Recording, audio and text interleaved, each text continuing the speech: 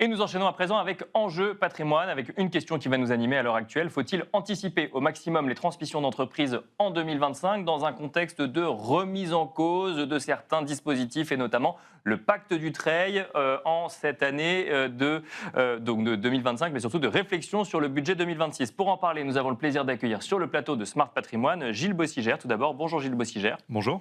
Vous êtes vice-président de l'Ordre des experts comptables de Paris. Et on a le plaisir d'accueillir également Agnès Bény. Bonjour Agnès Bény. Bonjour.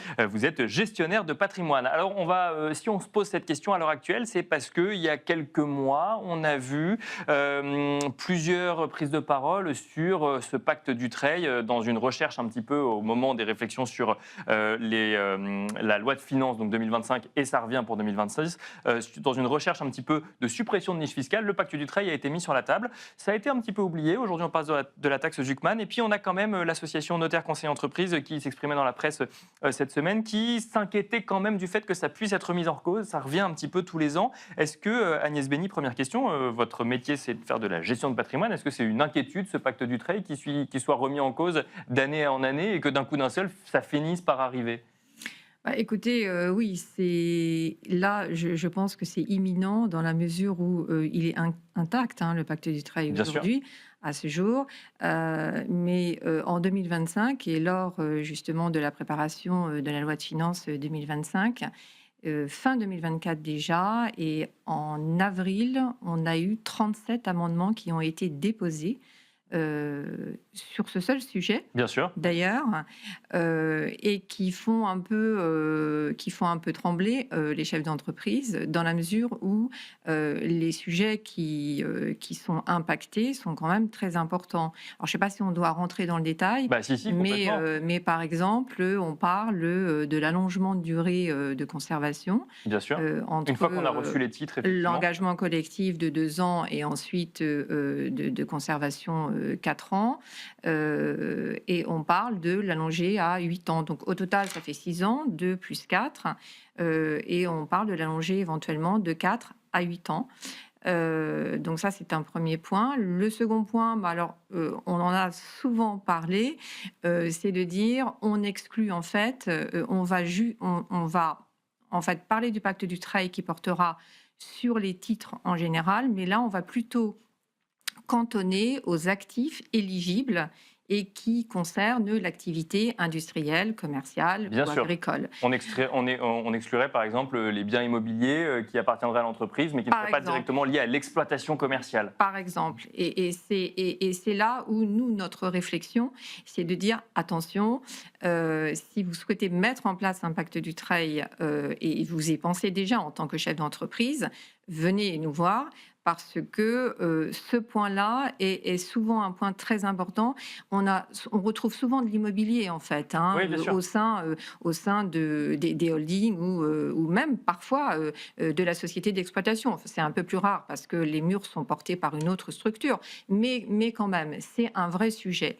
Et puis, il y a un autre sujet qui est la minorité des enfants. Et donc ça, c'était clairement affiché lors du projet de loi de finances 2025. Et transmettre à des enfants mineurs qui ne peuvent pas avoir la gouvernance...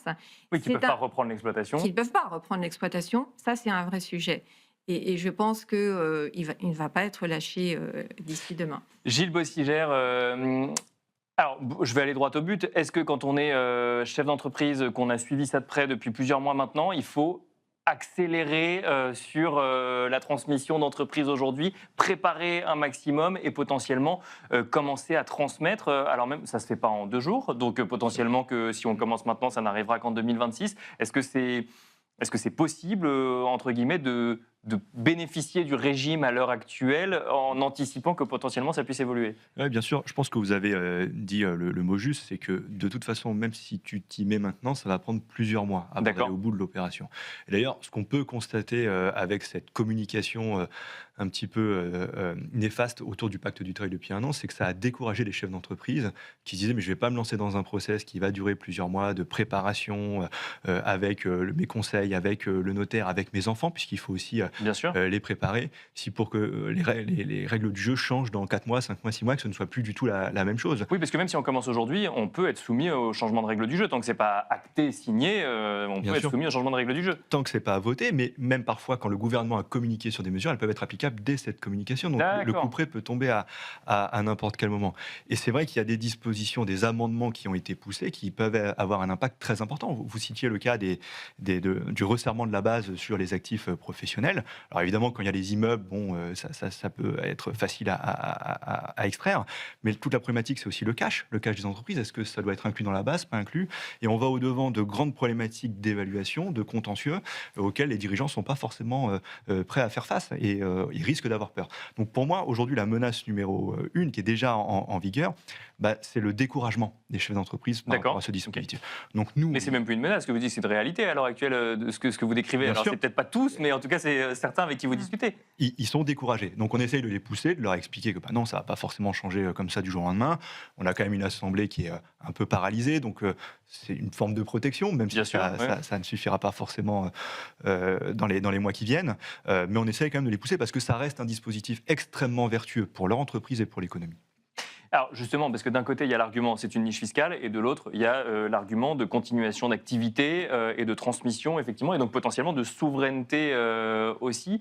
Est-ce que vous constatez, Agnès Bény, qu'il y a ce découragement des chefs d'entreprise avec lesquels vous échangez, que vous accompagnez? Est-ce que la réflexion à l'heure actuelle, c'est de toute façon, je ne peux pas agir aujourd'hui, donc je suis bien obligé de voir comment ça va évoluer? Oui, il y a un attentisme en fait, Ouais. en règle générale, hein, d'ailleurs pas que sur ce sujet, malheureusement. Et du coup, les projets qui avaient été évoqués en 2025, en 2024 hein, même avec nos clients, sont plutôt à l'arrêt aujourd'hui. D'accord, de transmission.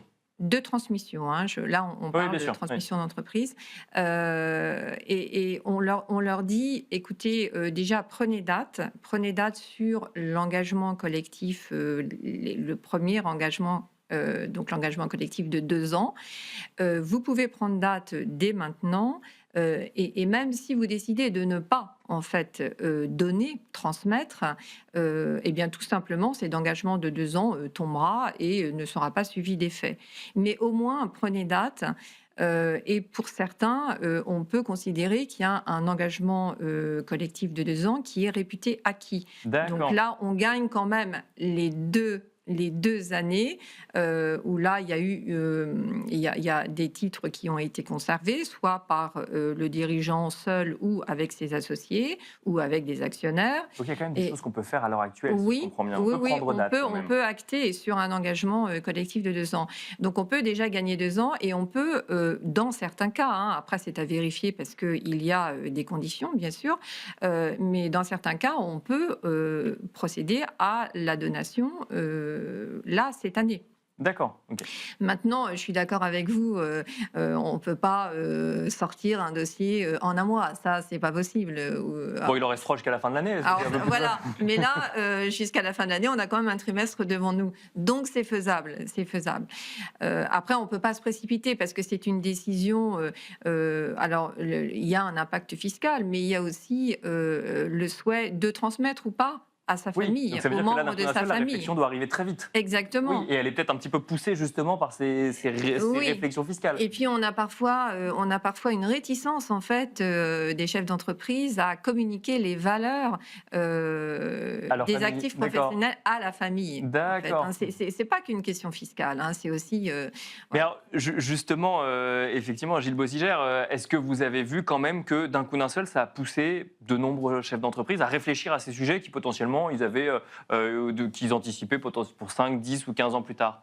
Alors, on a eu ce phénomène il y a un an, quand il y avait le gouvernement Barnier, il commençait à y avoir des discussions sur pas mal de sujets qui n'avaient pas encore eu la censure. D'accord, donc on était quand même dans un contexte un peu différent. Et les clients étaient vraiment demandeurs de conseils sur quels sont les dispositifs dont je peux bénéficier aujourd'hui avant l'année D'accord. 2025. D'accord, Voilà, puisqu'on ok. parlait quand même de, par exemple, sur la flat tax, de la supprimer. Oui, c'est vrai qu'il y a eu ce sujet-là aussi. Voilà, et jusqu'en décembre, on a attendu flat tax, pas flat tax, Mhm. puisqu'on ne savait pas dans quelle mesure ce serait en plus rétroactif. Donc on a eu vraiment ce phénomène d'accélération, dire mais ok, je comprends que le contexte a changé, qu'il y a besoin d'économies, de quoi je peux profiter sur ces prochaines semaines. Mais là, sur 2025, moi, c'est vraiment plus aujourd'hui un espèce d'atterrement, voilà, de dire mais où est-ce qu'on va, voilà, et de l'attentisme, et on subit un peu plus les opérations, ce qui est pas sain, du Et tout. est-ce qu'à l'inverse, vous voyez des entrepreneurs ou des dirigeants d'entreprise qui disent bah, ok, en fait, je vais juste garder mon entreprise plus longtemps et puis on verra si potentiellement il y a un gouvernement qui remet le pacte du Dutreil ou qui arrête d'envisager de l'enlever dans 10 ans, par exemple.